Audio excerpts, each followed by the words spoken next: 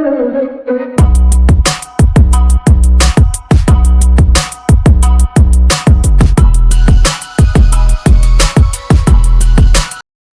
guys, today's video ang ituturo ko sa inyo kung paano nga ba gamitin si Gsave sa Gcash. So, punta muna tayo kay Gcash. Ito lang natin yung PIN. Then, nga po. Then, tap lang natin itong remind me later. Makita nyo si Gsave. So, pindutin lang natin muna yan. Then, kung makikita nyo guys, is andito yung account number, balance natin, then 2.60% annually based interest rate, withdraw, deposit. So, yan, schedule, auto deposit, transaction history, pindutin muna natin para maipakita ko sa inyo yung transaction natin. Then guys, nandito yung deposit. Then, nandito rin yung interest earned, tax on interest. So, guys, dito nyo makikita yung nag-earn na kayo. Yung last deposit nyo, guys, kailangan nyo pa yun i-request sa yung nakikita nyo yung may sobre. Ganyan. Pipindutin nyo lang yan para makita nyo yung dating transaction nyo. So, balik muna tayo kay my savings account. Guys, dito nyo makita yung account number nyo ha. Tinakpan ko lang. Then, so yun nga guys, ang balance natin is 1,000.81 pesos.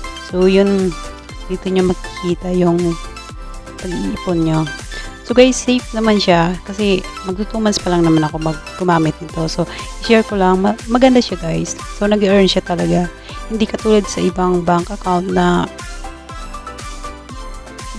may bank account kasi ako na nag-save ako ng 500 but hindi siya nag-earn ng ganon ng piso. So, sayang naman yun, diba guys? Saan mo ba makukuha yung piso natin? Napaka-importante nung mag-earn tayo sa panahon ngayon. And kapag kailangan mo ng pera, pwede mo naman siyang i-withdraw anytime. Basta may internet ka lang na syempre paano mo siya makukuha. Then online nga po, 'di ba? Then yun nga po. So punta tayo kay deposit muna kasi magde-deposit tayo. So andito na tayo kay deposit. So kung nakikita nyo yung CIMB Bank, so pag-uusapan natin yan sa my next videos ko kung bakit nakalagay siya dyan. And then guys, enter lang natin yung amount. So magdi-deposit tayo ng 200. So yung balance natin sa Gcash is 339.01. Sa Gsave account naman, yung balance natin is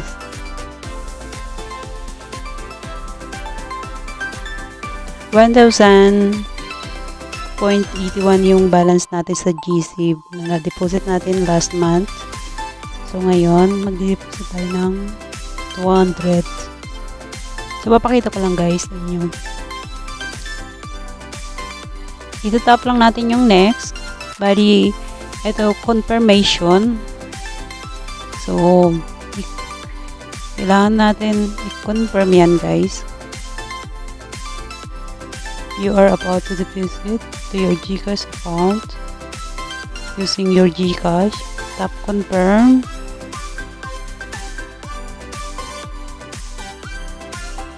So yun nga guys, Gsave deposit success. So guys, naka-receive tayo ng message from Gcash na nakapag-deposit na tayo. So bawat transaction naman guys is always naman yung nagte-text si Gcash sa atin. So, sana guys, mag-ipon kayo dito. Maganda dito. I encourage you to mag-ipon. Napaka-easy. So, wag nyo lang muna nakunin kung mag-iipon kayo para makapag-earn naman kayo. So, ayun guys, Merry Christmas.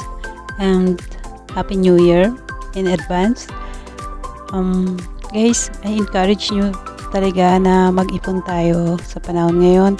Sobrang ganda nito si Gcash, and I super blessed lang ako na discover ko si Gcash kasi ang ganda niya, lahat na nasa kanya, promise. So guys, balik tayo kay check lang natin yung balance. So ayan, pakita ko lang din na nabawasan na yung ating balance kanina na 339. So ngayon is 139 lang yung natira. So guys, dito balik tayo kay Gsave. So ang balance niya ngayon is 1,200. Kanina is 1,000.81 pesos. So yun lamang po guys. Bye bye. See you in my next videos.